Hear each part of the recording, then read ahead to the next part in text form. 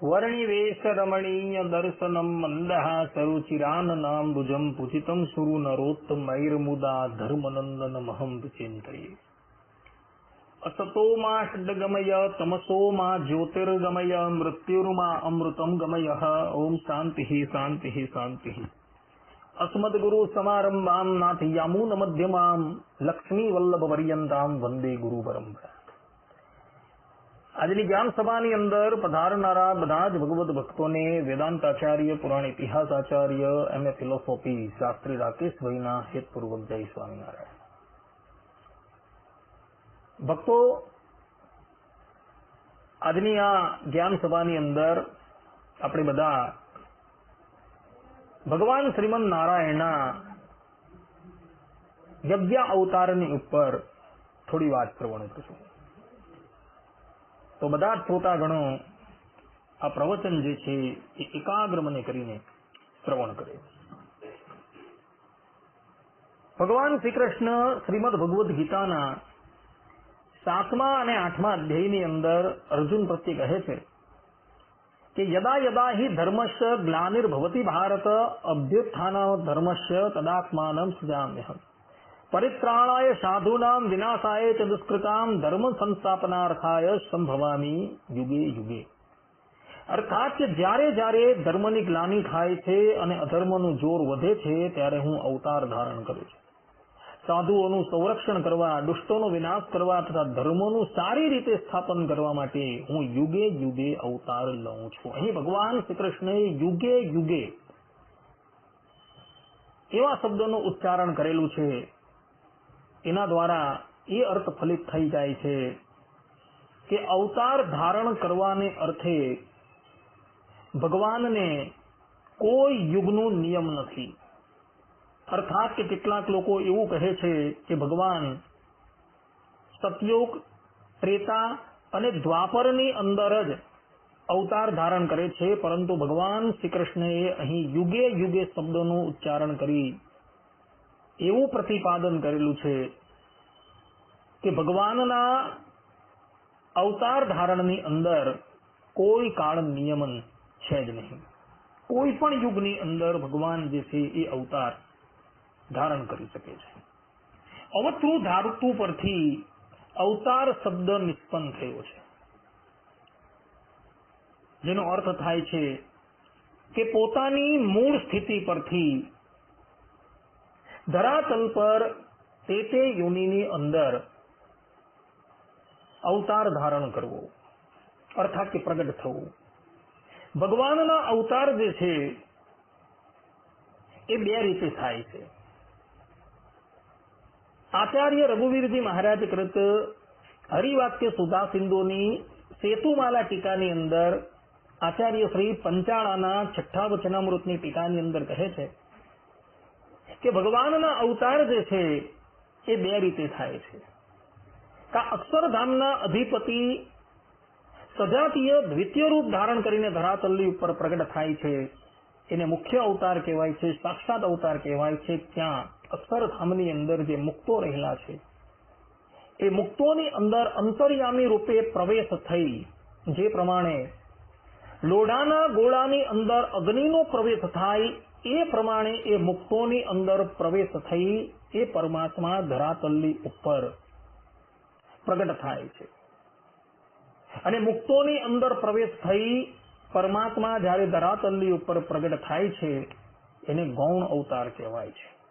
જેમ કે પરશુરામ ભગવાન છે, સનકાદિક છે, પૃથુ છે, નારદ છે, જેની અંદર ભગવાનનો આવેશ હતો અને કાર્ય પૂર્ણ થઈ ગયું એટલે પરમાત્મા એના થકી પૃથક થઈ ગયા, એટલે એ પુનઃ મુક્ત જેવા મુક્ત થઈ ગયા। જ્યારે સાક્ષાત અવતારની અંદર એવું નથી। પરબ્રહ્મ પરમાત્મા સજાતીય દ્વિતીય રૂપ ધારણ કરીને જ્યારે ધરાતલની ઉપર પ્રગટ થાય છે અને પોતાનું કાર્ય પૂર્ણ કરી એ અક્ષર બ્રહ્મધામના મૂળ સ્વરૂપની અંદર લીન થઈ જાય છે। એ ભગવાનનો સાક્ષાત અવતાર છે। અને આ જ વાત રામાનુજ સંપ્રદાયના માન્ય પ્રબંધ એવા યતીન્દ્રમત દીપિકાની અંદર પણ શ્રીનિવાસ આચાર્યએ કહેલી છે। ત્યાં 10મા અવતારની અંદર આચાર્ય મુખ્ય અવતાર અને ગૌણ અવતારની વાત કરે છે. એમાં ગૌણ અવતારની અંદર નારદ છે, સંકાદિક છે, પરશુરામ છે, તથા પૃથુને ગણાવે છે. જ્યારે મુખ્ય અવતારની અંદર રામ છે, કૃષ્ણ છે, નરસિંહ છે, એને ગણાવે છે.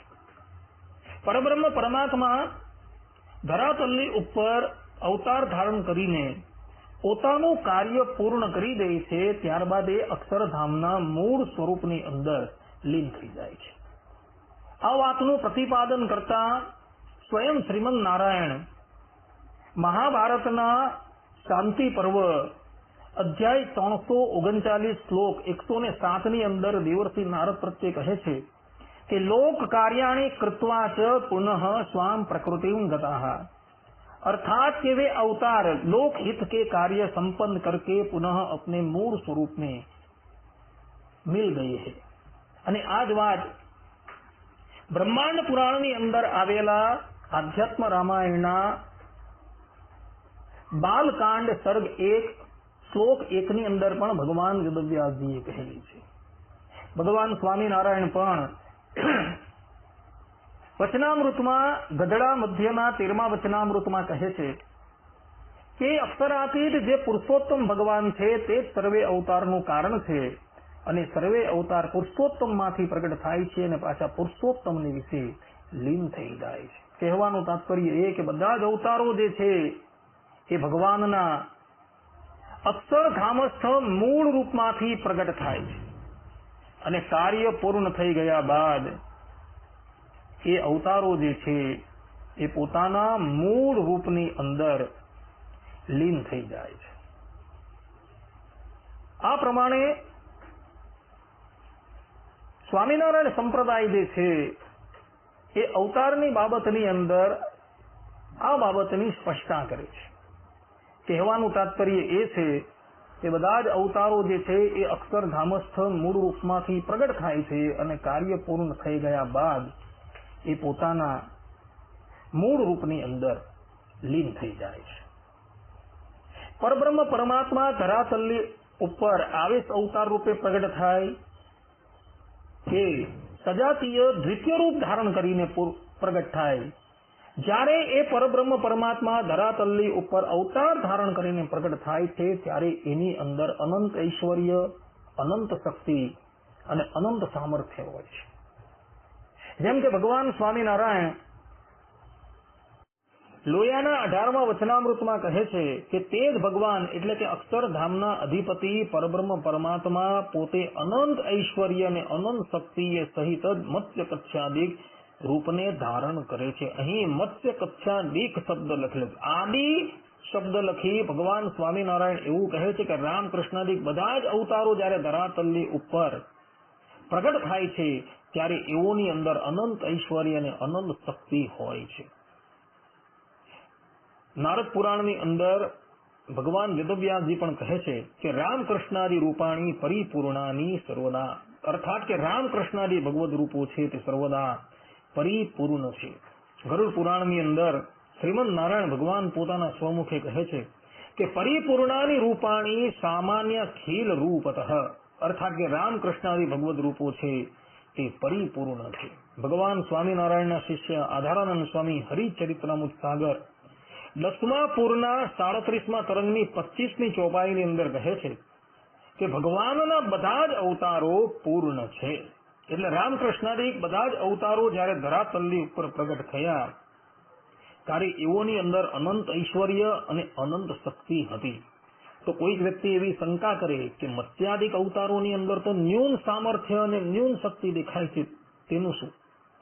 તો આ પ્રમાણેની શંકા ઉપસ્થિત થાય તો તેનો ઉત્તર આપતા સદગુરુ નિત્યાનંદ સ્વામી સાંડિલ્ય સૂત્ર ભાષ્ય 2.1.21 તદવાક્ય શેષાદ પ્રાદુર્ભાવેષ્વપી સા, આ સૂત્રના ભાષ્યની અંદર કહે છે કે દ્રશ્યતે અવતારેશ્વ અવતારેણ ઐશ્વર્યમ અવતારી કાર્યકરત્વમ ચ ન ચા અવતારાણામ અવતારી સ્વરૂપતો ભેદઃ યાવત પ્રયોજનમ ઐશ્વર્યસ્ય પ્રકાશનાથ.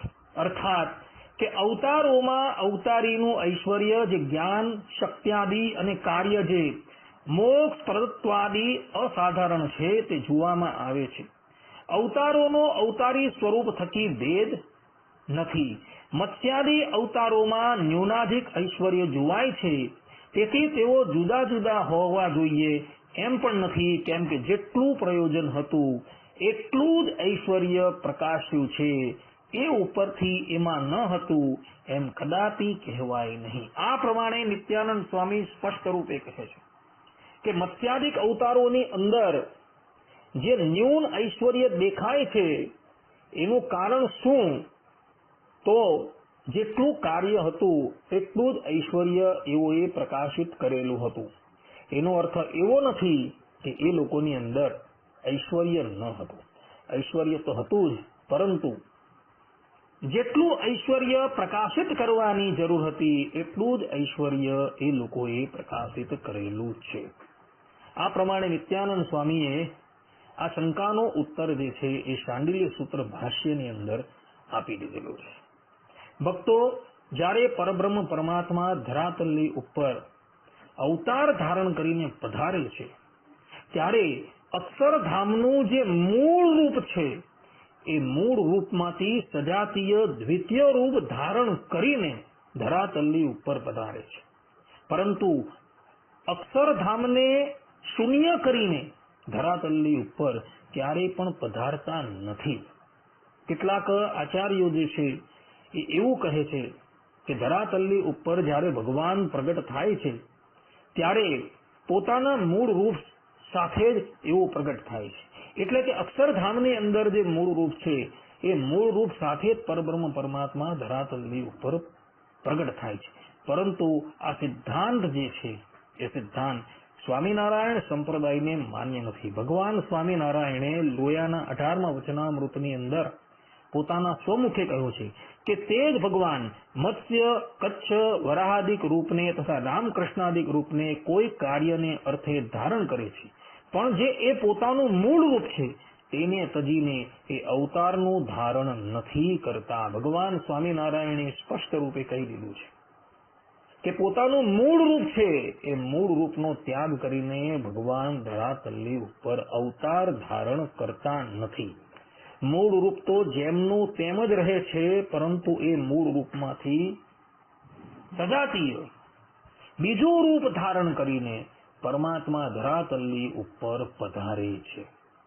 ભગવાન સ્વામિનારાયણે માંગરોળપુરની અંદર સમાધિ પ્રકરણ ચલાવ્યું ત્યારે સમાધિમાં ગયેલા બધા જ લોકોને અક્ષરધામની અંદર રહેલા પરબ્રહ્મ પરમાત્માના દર્શન થતા હતા. અને સમાધિમાંથી જ્યારે એ લોકો બહાર આવતા હતા ત્યારે બધાને કહેતા હતા કે અમે અક્ષરધામની અંદર સાક્ષાત પરબ્રહ્મ પરમાત્મા ભગવાન શ્રી હરિના દર્શન કર્યા. હવે પરબ્રહ્મ પરમાત્મા એ અક્ષરધામની અંદર રહેલા છે. એ અક્ષરધામની અંદર રહેલા પરમાત્મા પોતે જ ધરાતલની ઉપર પ્રગટ થઈ ગયા હોય તો સમાધિની અંદર ગયેલા લોકોને એ અક્ષરધામની અંદર ભગવાનના દર્શન ન થવા જોઈએ. પરંતુ એ અક્ષરધામની અંદર એઓને ભગવાનના દર્શન થયા હતા. અને એના દ્વારા એ વાત સિદ્ધ થઈ જાય છે કે ભગવાન જે છે એ પોતાનું મૂળ રૂપ છે તેને તજીને અવતારનું ધારણ ક્યારેય પણ કરતા નથી. મૂળ રૂપ તો જેમ છે તેમ જ રહે છે, પરંતુ એ મૂળ રૂપમાંથી સજાતીય દ્વિતીય રૂપ ધારણ કરીને ભગવાન ધરાતલની ઉપર પ્રગટ થાય છે. આ પ્રમાણે ભક્તો, સ્વામિનારાયણ સંપ્રદાયની અવતાર બાબતની અંદર માન્યતા એવી છે કે પરબ્રહ્મ પરમાત્મા જે છે એ પોતાના મૂળ રૂપને તજીને ક્યારેય પણ અવતાર ધારણ કરતા નથી, પરંતુ અક્ષરધામની અંદર જે મૂળ સ્વરૂપ છે એ મૂળ સ્વરૂપમાંથી સજાતીય દ્વિતીય રૂપ ધારણ કરીને ધરાતલની ઉપર પ્રગટ થાય છે. અને ધરાતલની ઉપર પ્રગટ થયેલા એ પરમાત્મા અને અક્ષરધામસ્થ મૂળ રૂપ જે છે એ બંનેની અંદર કોઈ પણ જાતનો ભેદ નથી. જે પ્રમાણે અક્ષરધામસ્થ મૂળ રૂપ ષાડ ગુણ પૂર્ણ છે, તે જ પ્રમાણે અવતાર રૂપો જે છે એ પણ ષાડ ગુણ પૂર્ણ છે. જે પ્રમાણે મૂળ રૂપની અંદર અનંત ઐશ્વર્ય અને અનંત સામર્થ્ય અને અનંત શક્તિ રહેલી છે, તે જ પ્રમાણે ધરાતલની ઉપર તે યોનિની અંદર પ્રગટ થયેલા પરમાત્માની અંદર પણ અનંત સામર્થ્ય, અનંત શક્તિ અને અનંત ઐશ્વર્ય રહેલું છે. આ પ્રમાણેની માન્યતા જે છે એ સ્વામિનારાયણ સંપ્રદાયની છે. કહેવાનું તાત્પર્ય એ છે કે પરબ્રહ્મ પરમાત્મા જ્યારે ધરાતલની ઉપર પ્રગટ થાય છે ત્યારે એઓની અંદર અનંત સામર્થ્ય, અનંત શક્તિ અને અનંત ઐશ્વર્ય હોય છે અને હોય છે. આ પ્રમાણેની માન્યતા સ્વામિનારાયણ સંપ્રદાયની છે. સ્વયંભૂ મન્વંતરની અંદર અનંતકોટી બ્રહ્માંડ નાયક પરબ્રહ્મ પરમાત્મા યજ્ઞ નારાયણના રૂપની અંદર પ્રગટ થયા હતા. વાત એવી હતી કે સ્વયંભૂ મનુના લગ્ન જે છે એ શત્રુપાની સાથે થયા હતા અને એ શત્રુપા થકી સ્વયંભૂ મનુને 2 પુત્ર અને 3 કન્યાની પ્રાપ્તિ થઈ હતી. 2 પુત્રના નામ હતા પ્રિયવત અને ઉત્તાનપાદ અને 3 કન્યાના નામ હતા પ્રસૂતિ, આકુતિ અને દેવહૂતિ. એમાં પ્રસૂતિના લગ્ન જે છે એ દક્ષ પ્રજાપતિની સાથે થયા હતા. દેવહૂતિના લગ્ન જે છે એ કર્દમ મહર્ષિની સાથે થયા હતા અને આકુતિના લગ્ન જે છે એ રુચિ પ્રજાપતિની સાથે થયા હતા. રુચિ પ્રજાપતિની સાથે લગ્ન કરતા પહેલા સ્વયંભૂ મનુએ રુચિ પ્રજાપતિની સાથે શરત કરી હતી કે મારી કન્યા થકી જે પ્રથમ સંતાન પ્રગટ થાય એ તમારે અમને આપી દેવી. અને પુત્રિકા ધર્મ કહેવામાં આવે છે. અને રુચિ પ્રજાપતિએ કહ્યું કે ભલે. અને તે પછી રુચિ પ્રજાપતિ અને આકુતિ થકી સર્વપ્રથમ જે સંતાન પ્રગટ થઈ એ સંતાન કોઈ અવર ન હતી, પરંતુ એ સાક્ષાત પરબ્રહ્મ પરમાત્મા શ્રીમદ નારાયણ હતા. રુચિ પ્રજાપતિ અને આકુતિની તપસ્યાથી પરબ્રહ્મ પરમાત્મા એના ઘરે પુત્ર રૂપે પ્રગટ થયા હતા. પરંતુ સ્વયંભૂ મનુએ કરેલી શરત અનુસાર રુચિ પ્રજાપતિએ અને આકુતિએ પોતાની પ્રથમ સંતાન જે છે એ મનુ મહારાજને સમર્પિત કરી દીધી. મનુ મહારાજે પોતાને પ્રાપ્ત થયેલી સંતાનનું નામ યજ્ઞ રાખેલું હતું. પરબ્રહ્મ પરમાત્મા ધરાતલની ઉપર યજ્ઞ નારાયણના રૂપમાં પ્રગટ થયા.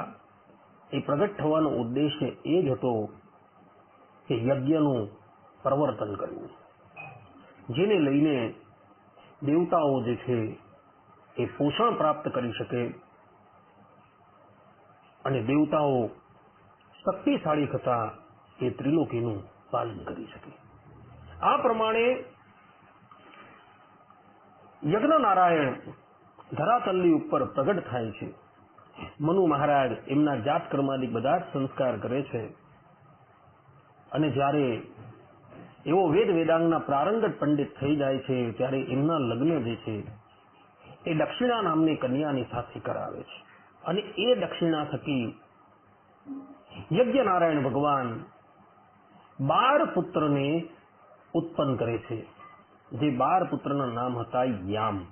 અને એ 12 દેવ પુત્રો જે છે એ સ્વયંભૂ મન્વંતરની અંદર યામ નામના દેવતા તરીકે બિરાજમાન થયા હતા. મનુ મહારાજે જોયું કે મારો પુત્ર યજ્ઞ જે છે એ મોટો થઈ ગયો છે. એને રાજકાજનો ભાર સોંપી મનુ મહારાજ પોતાની પત્ની શત્રુપાને લઈને વનમાં જતા રહી છે અને ત્યાં વાનપ્રસ્થ આશ્રમનો સ્વીકાર કરી એવો ભગવાનની આરાધના કરતા હોય છે. એક સમયની વાત હતી. સ્વયંભૂ મનુ તપસ્યા કરતા હતા અને તપસ્યા કરતા કરતા એઓને દેવતાઓના 100 વર્ષ વ્યતીત થઈ ગયા. દેવતાઓના 100 વર્ષ એટલે મનુષ્યના 36,000 વર્ષ થાય. આ પ્રમાણે 36,000 વર્ષ પર્યંત મનુ મહારાજ તપસ્યા કરતા રહ્યા.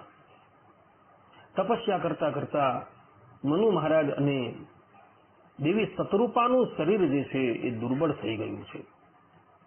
એક સમયની વાત હતી, ક્ષુધાતુર થયેલા રાક્ષસો અને અસુરો મનુ મહારાજની પાસે આવ્યા. એ લોકોનો ઉદ્દેશ્ય એ હતો કે આપણે મનુ મહારાજ અને શતરૂપાનું ભક્ષણ કરી દઈએ. પરંતુ સર્વ અંતર્યામી આકૃતિ નંદન ભગવાન યજ્ઞને અસુરાની આ કરતૂત જે છે એ ખબર પડી જાય છે અને એવો મનુ મહારાજની રક્ષા કરવાને અર્થે તે સ્થાન ઉપર આવી જાય છે. રાક્ષસોની સાથે યજ્ઞ નારાયણનું ભયંકર યુદ્ધ થાય છે અને એ યુદ્ધની અંદર યજ્ઞ નારાયણ બધા જ અસુર અને રાક્ષસોને મોતને ઘાટ ઉતારી દે છે અને બાકીના જે વૈચા એ પોતાના પ્રાણ બચાવીને ત્યાંથી પલાયન થઈ જાય છે. દેવતાઓએ જોયું કે યજ્ઞ નારાયણનો પ્રભાવ જે છે એ અતિ અદ્ભુત છે, એટલે બધા જ દેવતાઓ યજ્ઞ નારાયણની પાસે આવ્યા અને એમના પ્રત્યે બોલ્યા કે પ્રભુ, આપ જ અમારા ઇન્દ્ર થાઓ અને આપ અમારી સાથે સ્વર્ગની અંદર નિવાસ કરો. દેવતાઓની વિનંતી સાંભળી યજ્ઞ નારાયણ ભગવાન સ્વર્ગલોકની અંદર જાય છે અને સ્વર્ગલોકની અંદર જઈ દેવરાજ ઇન્દ્રના પદની ઉપર બિરાજમાન થાય છે. ભગવાન શ્રીમન નારાયણ દેવરાજ ઇન્દ્રના પદની ઉપર બિરાજમાન થયા એનો ઉદ્દેશ્ય એ જ હતો કે પરમાત્મા ઇન્દ્ર પદના પાલનનો આદર્શ સ્થાપિત કરવા માંગતા હતા અને એ આદર્શ સ્થાપિત કરવાને અર્થે જ પરબ્રહ્મ પરમાત્માએ ઇન્દ્રપદની ઉપર બેસવાનું સ્વીકાર કરેલું હતું. ઘણા વર્ષો પર્યંત યજ્ઞ નારાયણ ભગવાન ત્રિલોકીનું પાલન કરતા રહ્યા અને જ્યારે મન્વંતર સમાપ્ત થયો એટલે પરબ્રહ્મ પરમાત્મા જે છે એ સદેહે પોતાના મૂળ સ્વરૂપની અંદર લીન થઈ જાય છે. આ પ્રમાણે ભક્તો યજ્ઞ નારાયણ ભગવાનનું પ્રાગટ્ય જે છે એ ધરાતલની ઉપર લુપ્તપ્રાય થઈ ગયેલી યજ્ઞની પ્રક્રિયાને પુનઃ ચાલુ કરવાનું હતું અને યજ્ઞ નારાયણ ભગવાને પોતાના અવતાર દરમિયાન અનેકો યજ્ઞ કરી બધા જ મનુષ્યને યજ્ઞ કરવાની પ્રેરણા આપી હતી. આ પ્રમાણે ભક્તો અનંત કોટી બ્રહ્માંડ નાયક પરબ્રહ્મ પરમાત્મા ભગવાન શ્રી હરિના યજ્ઞ અવતારનું વર્ણન જે છે એ શ્રીમદ ભાગવતની અંદર જોવા મળે છે. આજે ધરાતલની ઉપર જેટલા પણ યજ્ઞ થઈ રહ્યા છે એ યજ્ઞનું પ્રવર્તન કરનારા સાક્ષાત પરબ્રહ્મ પરમાત્મા ભગવાન શ્રી હરિ હતા. ભગવાન શ્રી હરિએ યજ્ઞ નારાયણના રૂપમાં અવતાર ધારણ કરીને યજ્ઞની પ્રક્રિયાનો પ્રારંભ કરેલો હતો. તો આવા યજ્ઞ નારાયણ ભગવાનના ચરણની અંદર કોટી કોટી દંડવત પ્રણામ કરી એમના આ ચરિત્રને હું અહીં વિરામ આપું છું. અસ્તુ. હવે આપણે આપણી મૂળ વિદુર નીતિની કથાનો શુભારંભ કરીએ. વિદુર નીતિની ગયા વખતની કથાની અંદર આપણે બધાએ વિદુર નીતિના ચતુર્થ